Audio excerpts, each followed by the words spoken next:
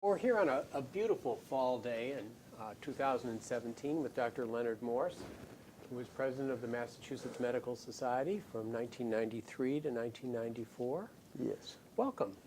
Thank you. So, tell me about your year as president. What were the major issues that you confronted? I don't remember any extraordinary happenings other than the normal activities of a professional medical society that I believe has 23,000 members. Right. And if I remember correctly, they have 12 district medical societies, 12 or 20? 20. 20 district medical societies.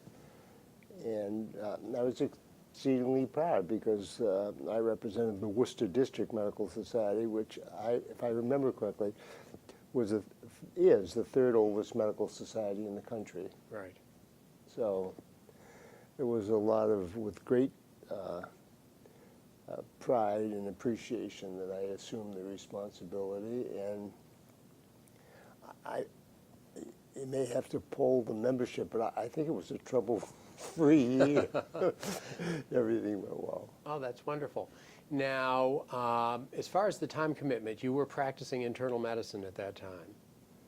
And right, in 1993 I was. I stopped practicing in 1996. And roughly how much of your time during a typical week was taken up with medical society duties? I was always available. Yeah, my time was their time because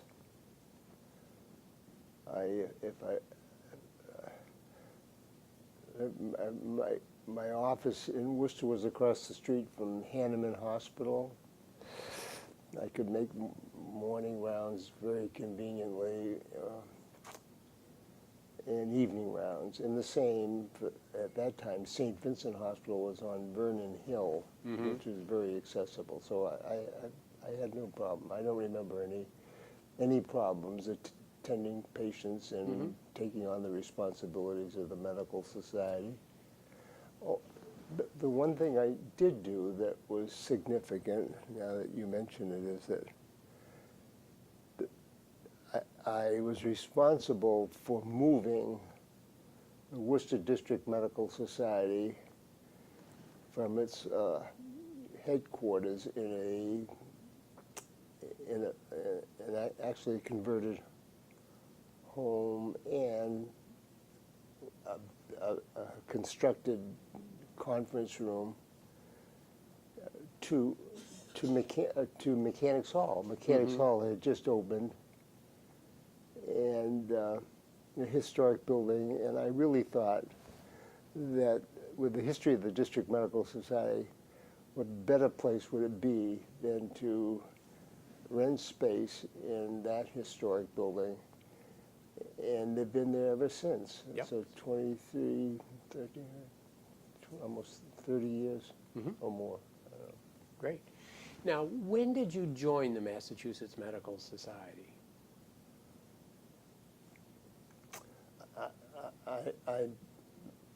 I've joined the Medical Society very pridefully when I finished medical school and came to, at that time,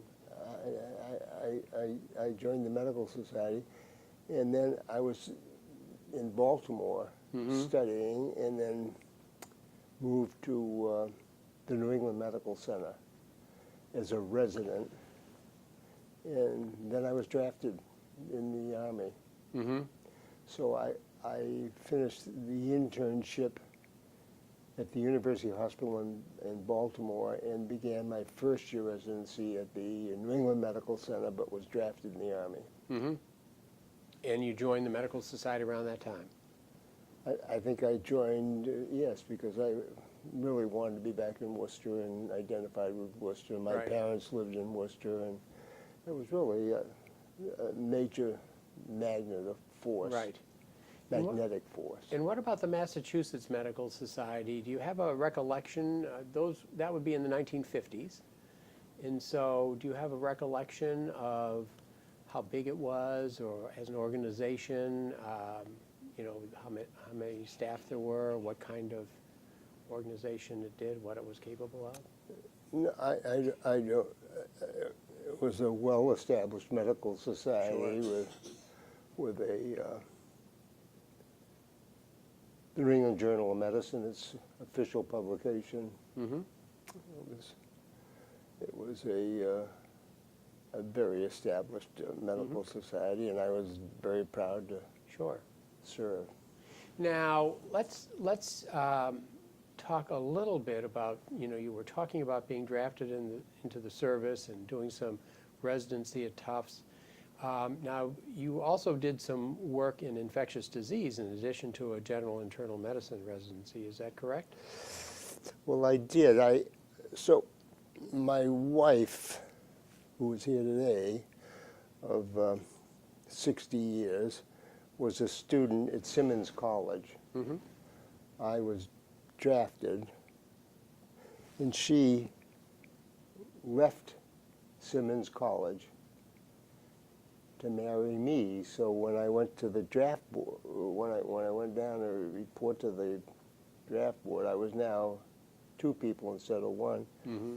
and I thought I was headed for Malaya Mm-hmm. because of the interest of one of my professors. But when I reported with a wife, they reassigned me to the Walter Reed Army Medical Center, and Mm-hmm. that's where I went. And I did my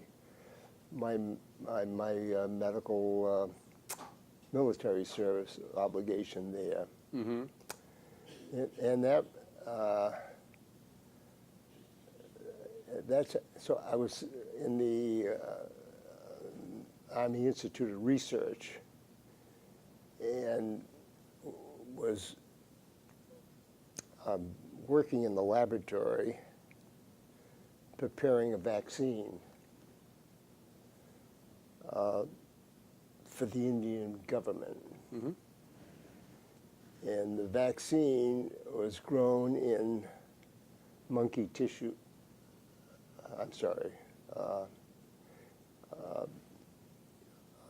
mouse tissue brain. Mm-hmm. And in emulsifying it, grinding it, in nature, that virus is transmitted by the bite of a tick. Well, here I am emulsifying it, taking all the precautions, but I became infected with a chiasenophorus disease virus by inhalation. So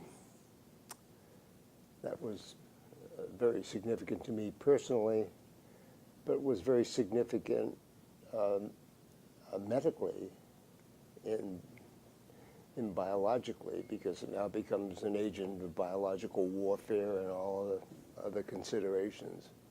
Well, I went down with chiasenophorus disease virus, and I was hospitalized at the Walter Reed Army Hospital, and that took out a segment of my time.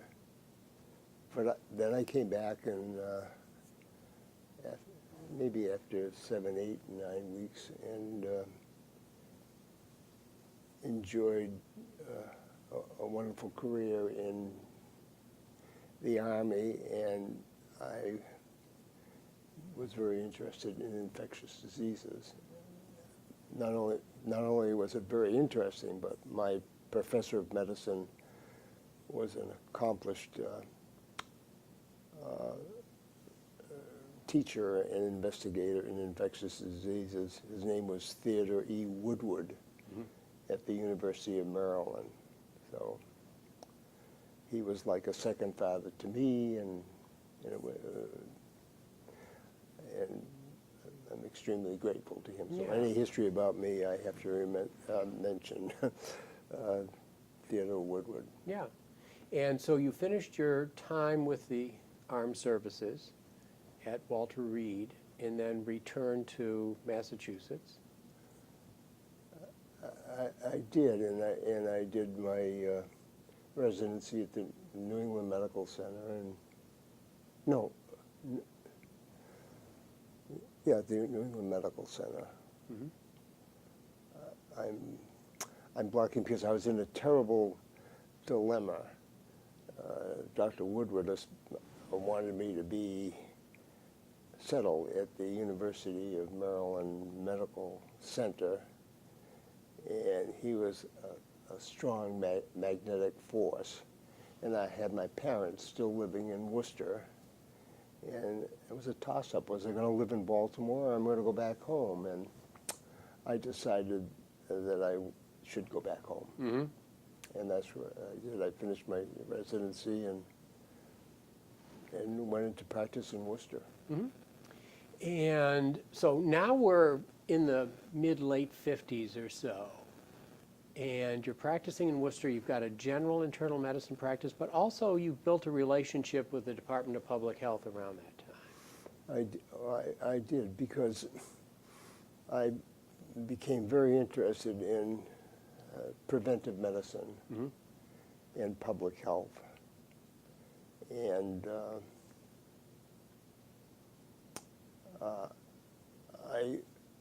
in Worcester, you remember Dr. Arnold Gerwitz. He Sure. was a pediatrician who was the commissioner of health, and he and I were good friends. And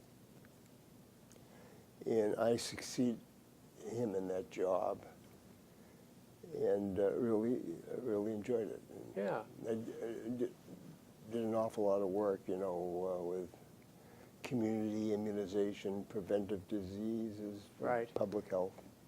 And so around that time, you were involved with the Worcester Medical Society. You were practicing medicine. You were getting interested and involved with the public health aspects of things. And you were also, that's right around the time the polio vaccine became available. Oh, right. It was, I think it was